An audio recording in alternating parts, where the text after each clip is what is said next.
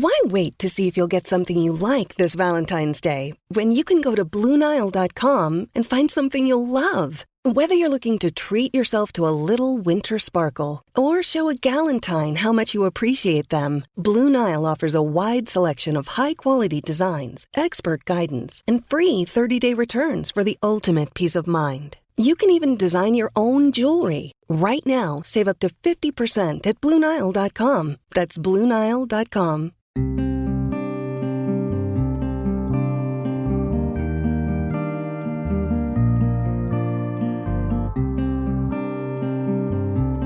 This is Fortune's Wheel, a podcast history of the late Middle Ages. I'm your host, Jonathan, and this is episode 13, Emma of England.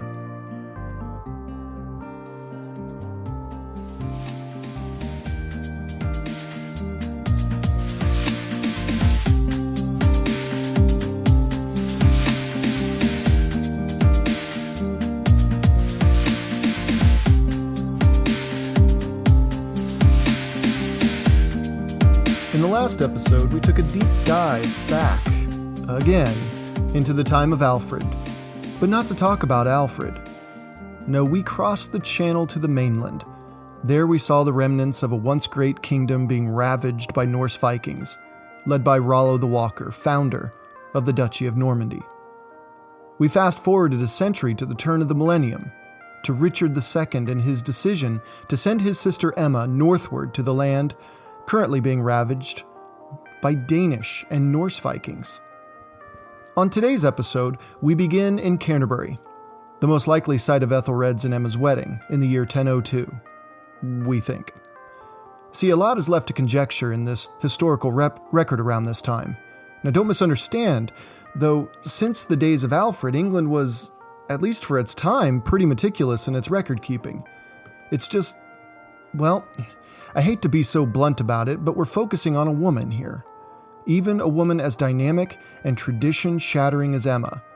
And information about women were mere scribbles in the margins compared to the libraries full of information about men. Records about women, unfortunately, were scarce for the most part. In Anglo-Saxon England, there were laws and traditions pertaining to men in such great detail, it's appalling as to how little we know of women in the time. Granted, we must always remind ourselves that we're also looking through a different lens than those 1,000 years ago. This is paramount before we continue this narrative to take a moment and appreciate this fact. The sensibilities and norms of the 21st century, in most of the world I should clarify, with regards to women, slaves, and class hierarchies are simply not the sensibilities of the year 1000. We must guard our judgment as students of history to this very idea. We will never truly understand the world of Emma of Normandy, Queen of the Anglo-Saxons, if we choose to judge her times through our own modern lenses. So join me as we continue following the fascinating figure of Emma as she navigates her way in a foreign land, surrounded by foreign customs, and even a language she barely understands. And married to a man 20 years her senior, a man who happens to be the king of a wealthy and embattled land, a land which is about to be set aflame by the Danes, a people whom Emma is at least tertiarily related to. I hope you enjoy the show.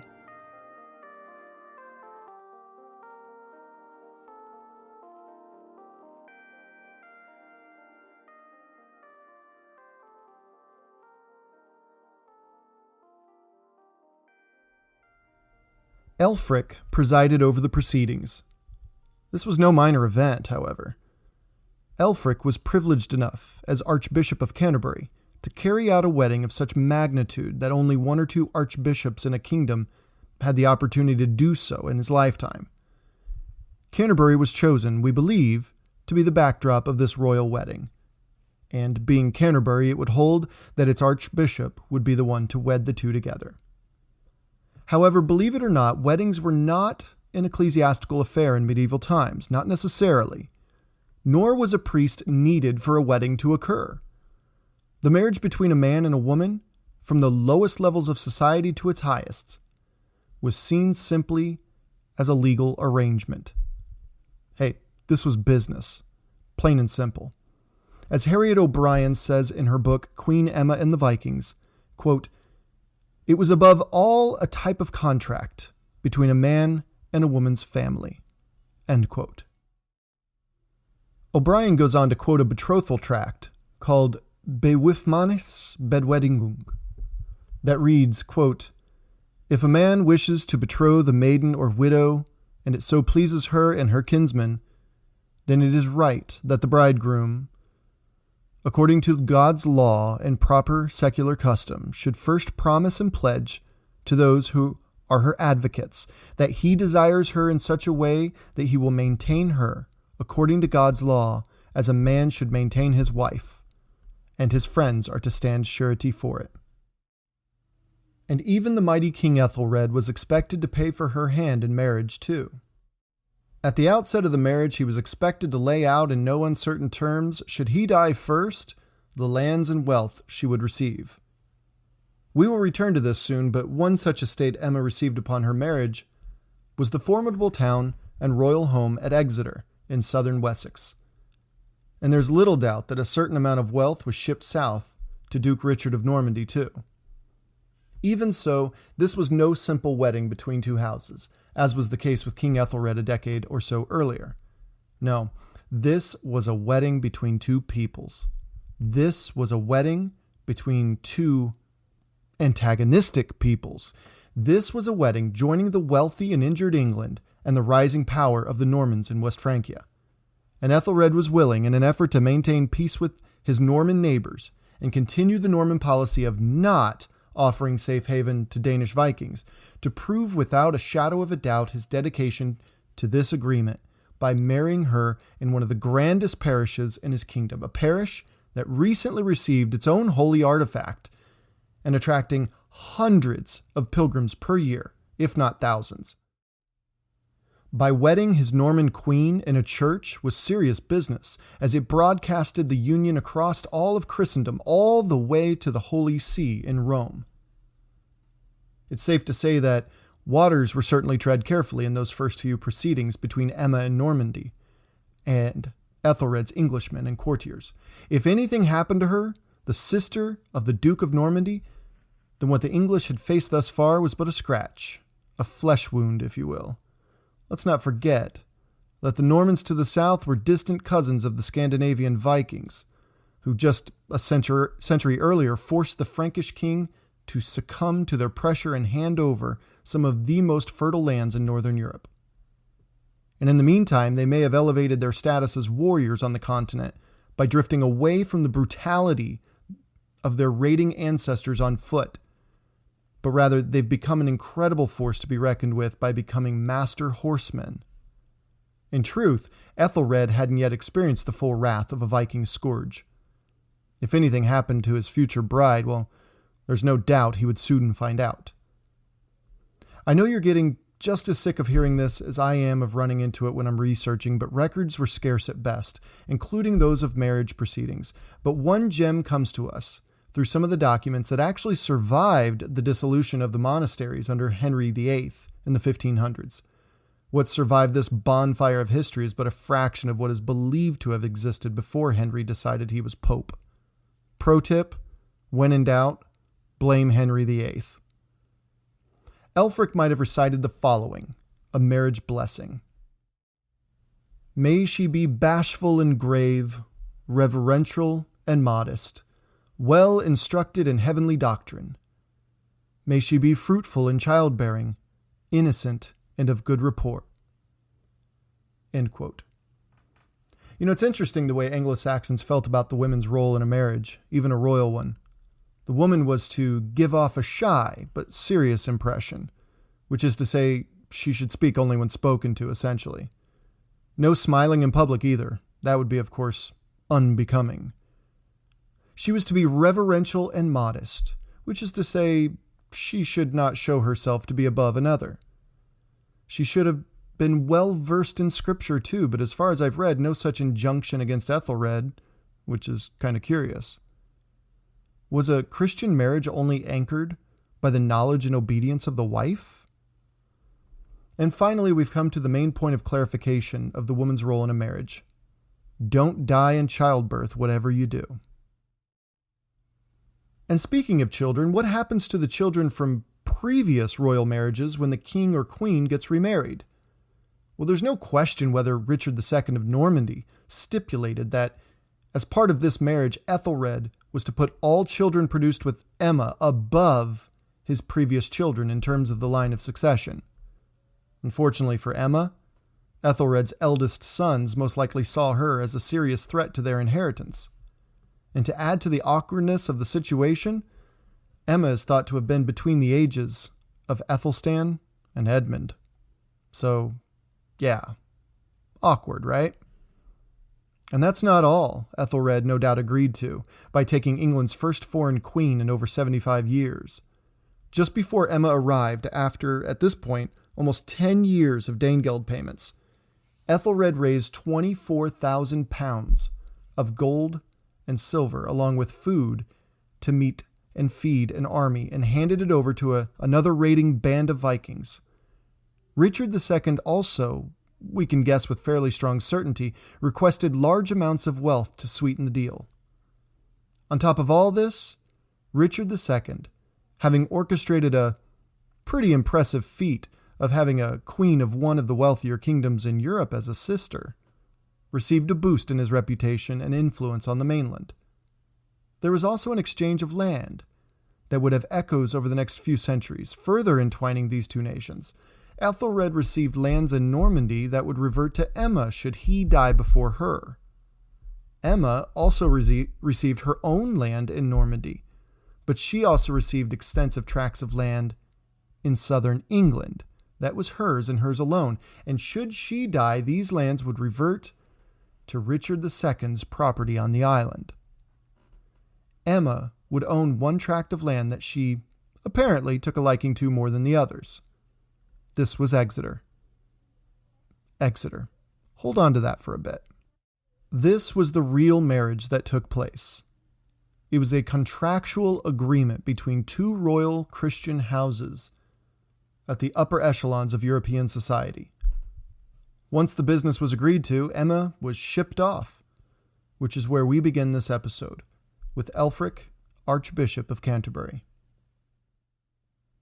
This event was choking on pomp and circumstance. Norman wealth and prestige was measured against English wealth and prestige. And there was even the wealth and prestige of the Church of Canterbury itself, as it just received again that holy relic recently and capitalized on the opportunity to build even more clout as a pilgrimage site in northwestern Europe.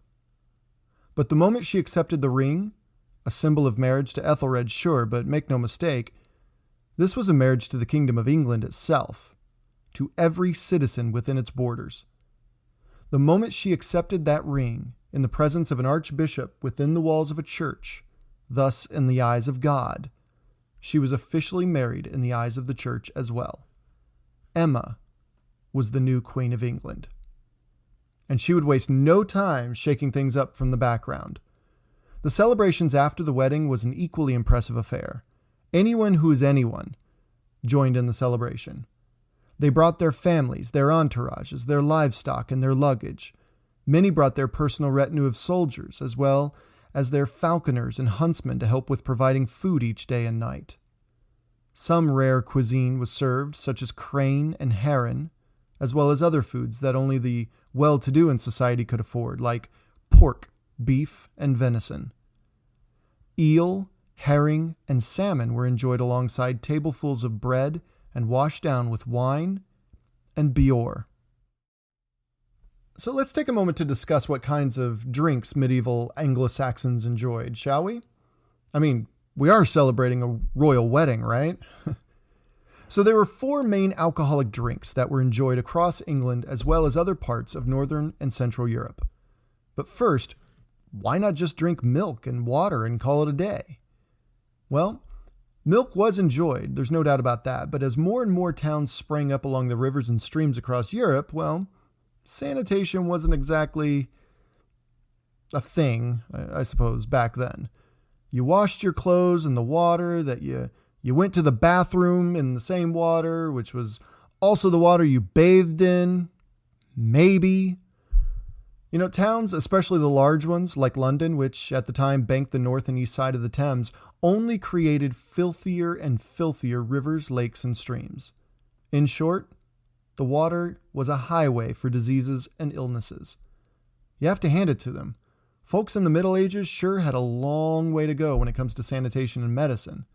But they knew something was up with the water, even if they couldn't quite put their finger on what it was. So they had to get creative. And now, back to our 4 drinks.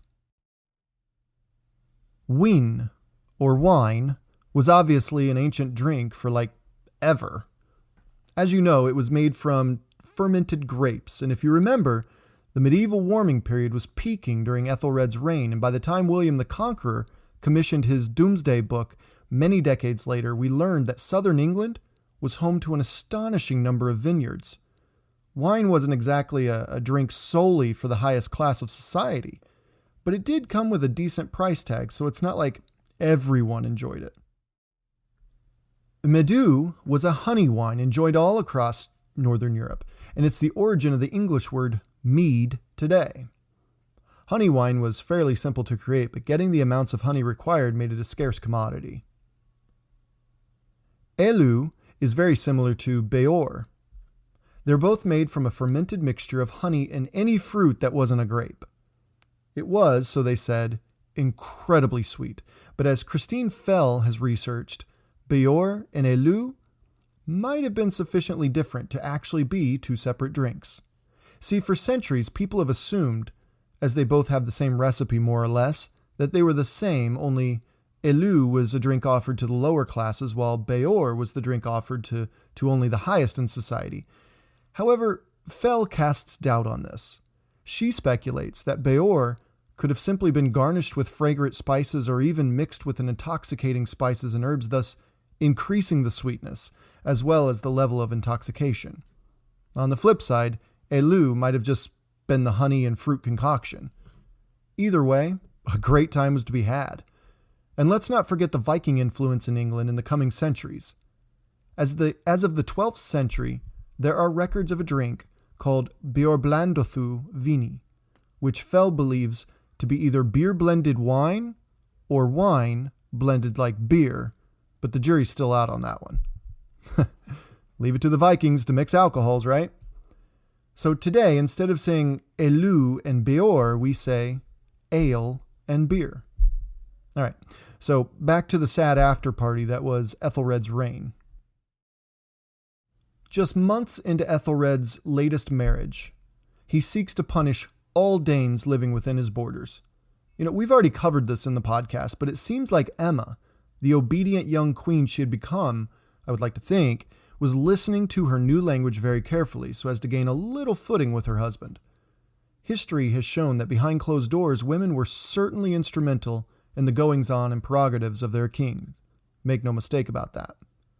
That movie line, "Behind every great man is a woman rolling her eyes," is truer than Jim Carrey knew when he said it. There is no proof of this, but knowing how other royal marriages played out, I think it's entirely possible that Emma must have overheard quite a bit leading up to the mass murder of Danes or established Anglo-Danes living throughout her kingdom.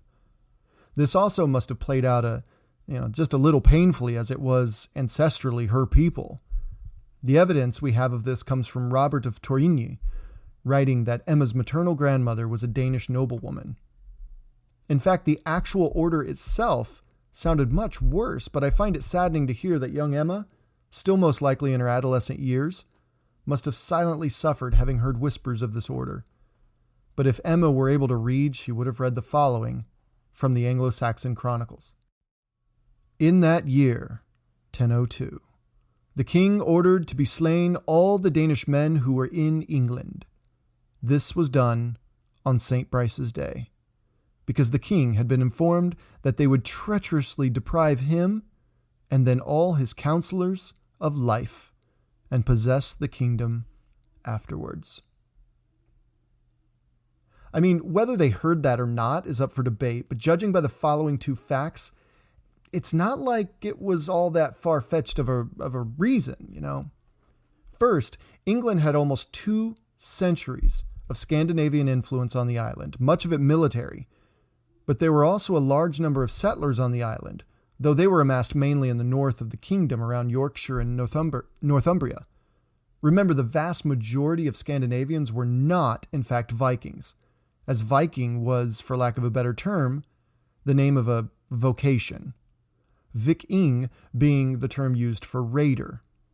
Scandinavians who were not Vikings were, well, what everyone else was at the time: farmers, merchants, adventurers, metalworkers, carpenters, etc. And second, beginning again in 991 at Malden, it's not like the Norse and the Danish really helped their cases in trying to ease the minds of the English nobility. This order was mentioned again in December of 1004 in a document that expanded the perks afforded to St. Fridswide Monastery in Oxford. Why this document? Well, during the massacre, the church was burnt down, so Ethelred felt compelled to rebuild it. It read, "A decree was sent out by me with the witten of my leading men and magnates, to the effect that all the Danes who had sprung up in the island, sprouting like cockle amongst the wheat, were to be destroyed by a most just extermination. And this decree was to be put into effect even as far as death. Those Danes who dwelt in the aforementioned town, striving to escape death, entered this sanctuary of Christ. Having broken by force the doors and bolts, resolved to make a refuge and defense for themselves therein against the people of the town and the suburbs. But when the people in pursuit strove, forced by necessity, to drive them out and could not, they set fire to the planks and burned, as it seems, this church and its ornaments and its books." I can't help but feel for Emma here. She's mere months into her royal marriage, no doubt living under a shroud of isolation due to her still learning the language and customs, as well as her new role as queen consort to the King of England. She, being descended from the Danish, as well as being culturally bound to the Scandinavians, knew that this massacre was an appalling snub of her very heritage. By her own husband, no less. Though the entire entry from the Anglo-Saxon Chronicles seemed curt, the account of the 1004 document shows absolutely zero remorse from Ethelred and his witten. The church burning with Danish citizens inside was simply, well, collateral damage. Here's some money to replace it, and that's it. Next order of business. How Emma went on is a miracle. But as we said before, if Emma was anything, she was a survivor. And this first major emotional hurdle, other than the wedding, that is, she would survive, and she would learn from it. Again, she would learn to listen. And no doubt, if William of Malmesbury is to be believed, she would have her eye on one upstart nobleman who would soon take center stage. She would know him as that snake in the grass. She would hear the whispers of this man seeking to strike at the heart of Danish claim in England in 1002. In the fracas, she would hear of Edric Streona's plan to murder Gunhild, sister of Sweyn Forkbeard, king of Denmark, and wife of Peleg, one of his more trusted acquaintances. She would most likely have eavesdropped on even more, like the details surrounding their deaths. Gunhild, being forced to watch these Anglo-Saxon beasts cut her husband's head off before suffering the same fate. Edric Streona might have bragged about it, and any man capable of such violence should be kept at arm's reach at best. But if played correctly, these men can be useful in a larger game. And no doubt, a bit of Edric Streona can also be heard in William of Jumièges writing in the 1050s, a little bit of Norman propaganda of the barbarity of the English monarchy. As author Harriet O'Brien explains, he wrote, quote, "Ethelred committed such a dreadful crime that in his own reign even the heathens judged it as a detestable, shocking deed. For in a single day he murdered, in a sudden fury and without charging them with any crime, the Danes who lived peacefully and quite harmoniously throughout the kingdom, and who did not at all fear for their lives. He ordered women to be buried up to the waists and the nipples to be torn from their breasts by ferocious mastiffs set upon them. He also gave orders to crunch little children against doorposts." End quote. So, yeah, keep in mind, though, that William of Jumièges was a Norman, and he was writing this in the years leading up to William's self-claimed reclamation of the English throne. A little bit of wordsmithing goes a long way when selling war. Now, part of her dowry, as mentioned, were certain landholdings in England. Ethelred issued her lands in Rutland, Oxfordshire, Winchester, Suffolk, and Devonshire, but the one that she would come to prize would be the city of Exeter in southwestern England. Now, as we already know, the reaction of Sweyn Forkbeard to the St. Brice's Day massacre was swift and it was complete. There is a little history to be aware of as well. See, in 991, Richard, the first Duke of Normandy, and Ethelred came to an agreement, with a little nudge from the papacy, that is, that required Normandy to stop offering safe harbor to Viking fleets attacking England.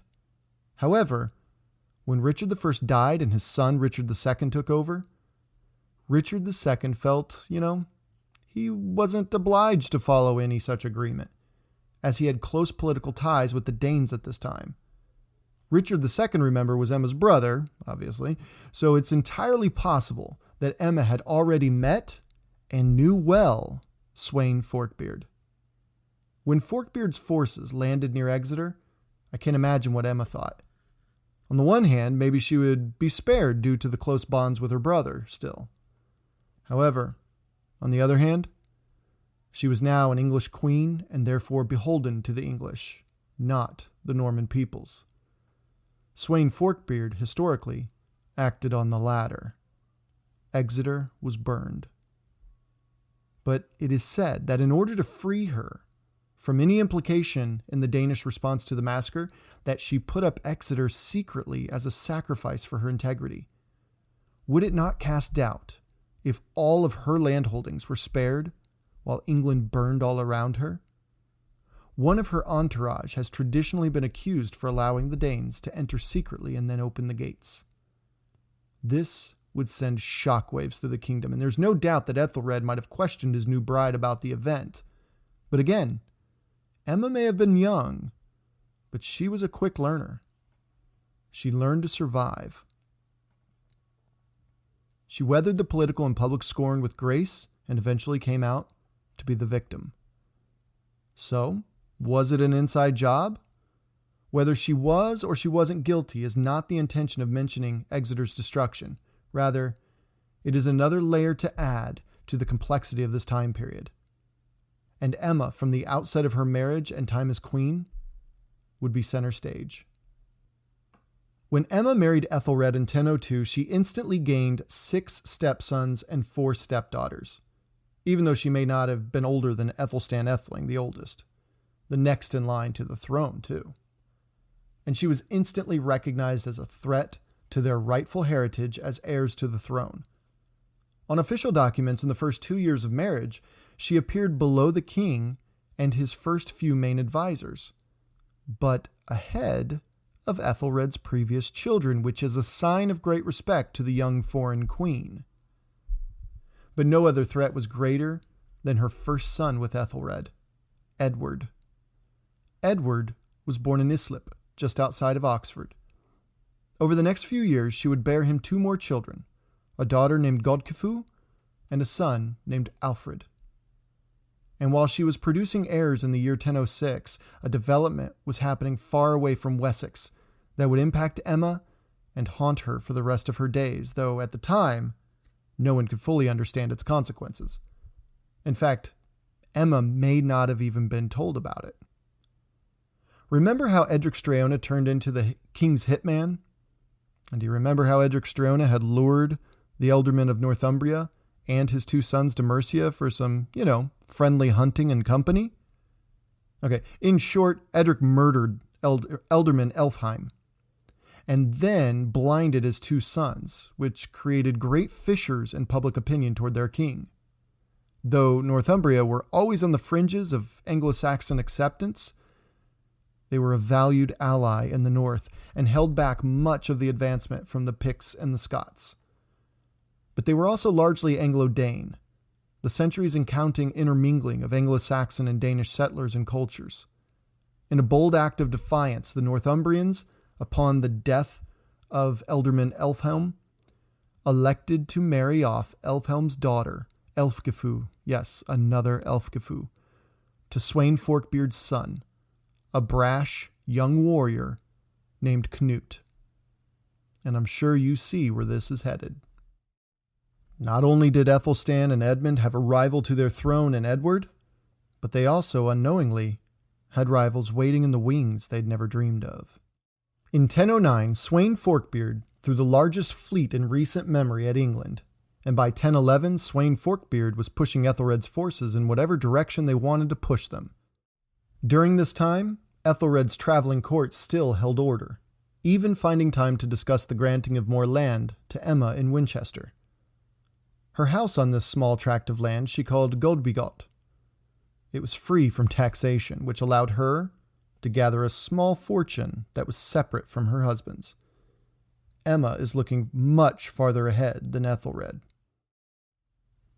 In 1011, as Forkbeard's forces drew closer to London, the current seat of power for England, she begged Ethelred to send her away. She trusted the protection of her brother more at this point, and Ethelred relented. When she arrived in Normandy, she sent for her 3 children, who accompanied a retreating Ethelred to the Isle of Wight, and then were escorted the rest of the way to Emma in Rouen. This was no happy homecoming, however. The whole time she was queen in England, her brother was making deals with the very people forcing her to flee. This was certainly putting her at odds with her brother. However, she was still welcomed back, though with her head hanging low and her proverbial tail between her legs. Her husband was a failed king, which meant she was a failed queen. As Sweyn Forkbeard and his son, Canute, put England under the Danish thumbs, Ethelred and Emma lived in utter shame in Normandy. However, within months, Forkbeard was dead, and there were now 2 claimants to the throne, Ethelred II and the very young Canute. The Witan chose Ethelred. So Canute dumped human parts off in Kent before heading back to Denmark. In 1014, Emma was somewhat redeemed, however. Let's be honest, everyone knew that it was a turn of fate that reinstalled him to his throne, not his own agency. And let's not forget the humiliating slight from his noblemen, quote, to rule better than he did before, end quote. So back to England she went, but she most likely kept her children in Normandy. They were safe and she was queen. Let me stress, in medieval times, women were queens before they were mothers. A queen's love for her children looked very different from a mother's love that we know today. It was an arrangement of practicality that her children were safe, an investment in the queen's future, because as soon as she was left a widow, she would be doomed to a nunnery or worse, immediate death, which is exactly the prospect Emma would face within just 2 years. We know what happened between her return in 1014 and Ethelred's death in 1016. Ethelstan died and left Edmund to fight. Edmund defected from his father and married into Northumbrian nobility and had children. Edmund and Canute duked it out viciously throughout 1015 and 16. Then Ethelred died in London, with Canute's forces descending upon the city. Emma knew the jig was up. The despair she had to have felt must have been unbearable. It certainly wasn't a sense of loyalty or affection she had toward her dead husband that weighed upon her. It was the fact that he left her in such a precarious situation. Her own children in Normandy, while she was essentially imprisoned inside the walls of London. What could she do at that point? Could she rely on her stepson, Edmund, to come to her rescue? It wasn't unheard of to marry the son of your deceased husband, but after years of vitriolic relations with Ethelred's stepchildren, she could most likely just forget that prospect. Emma was on her own. There was most likely a window of time she could have escaped to Normandy, but she knew the fate that awaited her there, and a convent is not how she intended to spend her remaining time. She chose to stay with London, to suffer with them as Canute's forces bombarded the city and laid siege.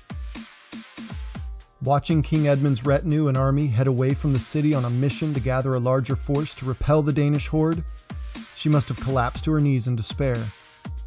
But knowing Emma, I also believe that after a momentary explosion of emotion, she probably rose to her feet again and looked once again out at London. I imagine a woman like Emma was not one to fold easily. She had proven her knack for survival, but Emma's best is yet to come. I hope you enjoyed today's episode on the marriage between Emma and King Ethelred. Thank you all for downloading and listening. Our numbers keep increasing, which is a testament to all of you, so please keep sharing this podcast with those you know and your social media accounts. Don't forget to tag us too if you share us on Twitter, @WheelPodcast. Or drop a quick line about the latest episode on Facebook, Fortune's Wheel Podcast. I update these pages weekly and I would love to hear from you. Also, you can email the show at fortuneswheelpodcast@gmail.com, which I check almost daily. On the next episode, we will see Emma showcasing her instinct for survival. She would make hard decisions that will guide England through the next several decades, and she would begin to write, literally actually, the playbook for a medieval queen. I can't wait to tell you about it.